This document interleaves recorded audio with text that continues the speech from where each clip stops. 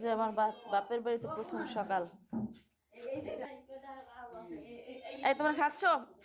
এই যে ও যে চিল্লাইতেছে, আরে দাও।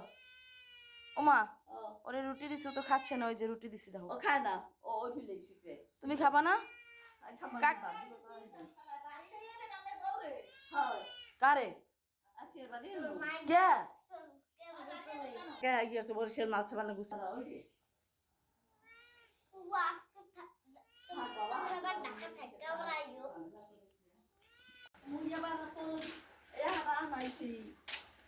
আটা আনাইছো? তোমার রান্নাঘরে কিছু দেখা যায় না, অন্ধকার আর অন্ধকার। এই যে আমার মায়ের রান্নাঘরে কিচ্ছু দেখা যায় না, কি অন্ধকার মা। এই এই যে দীর্ঘদিন পর মায়ের সাথে আবার দেখা, প্রায় 6 মাস 7 মাস পরে। মা আমার কথা শুনে যে গোছ রান্না করতেছে। আর এই যে আমার মার হলো কিচেন, দেখেন নতুন করে সাজানো, গ্রামের হাঁড়ি পাতিল। এই যে এখানে বটি রাখা, এখানে এই গ্যাসের চুলা রাখা, দেখতে পাচ্ছেন। এই এর নিচে কত কিছু রাখা হয়েছে।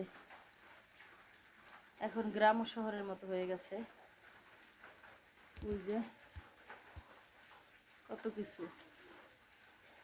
আর মার জন্য আমি রান্নাঘর সাজানোর জন্য অনেক কিছু নিয়ে আসছি, বলে আস্তে আস্তে সেট করবো। লাইট নিয়ে এসো? কি চাও?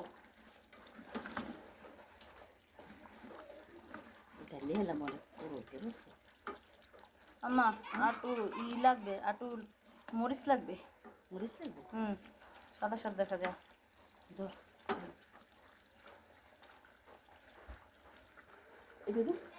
দাও দেখি, ঝাল কেমন আমি তো জানি না।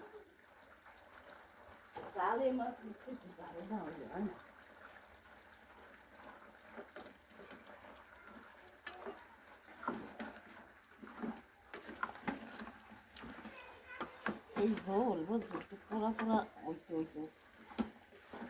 এতে তোমার গ্যাস সব ওয়েস্ট হইতো, আর চিকড়া চিকড়ি ডাইকা দাও। আর একটুও ঝোল দেবা না মা, একটু ঝোল দেবা না।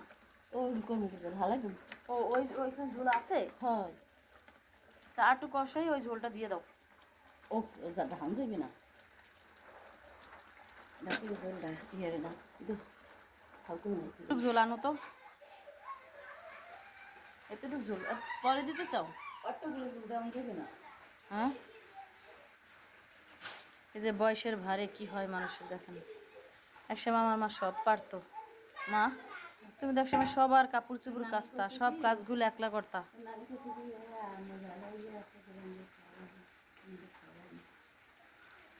তুমি তো একসময় সব করতা, আমাদের সবার কাপড় চোপড় কাচতা, এখন নিজেরটাই পারো না। বয়স মানুষকে কোথায় নিয়ে যায়। এই যে আপনাদের একটা জিনিস দেখাচ্ছি, বন্ধু চুলা আমার মায়ের।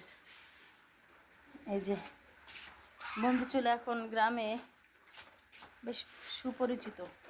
এই যে এটা দিয়ে ধোঁয়া ওই বাইরের দিকে যাবে। আর এই হলো এখানে পাতিল বসাবে। একদিনও রান্না করছো? না, আমি ধরাই দেখছি তো, মোবাইলে নেই যাই। তোমার এটা ওই রান্না করে ছিল না?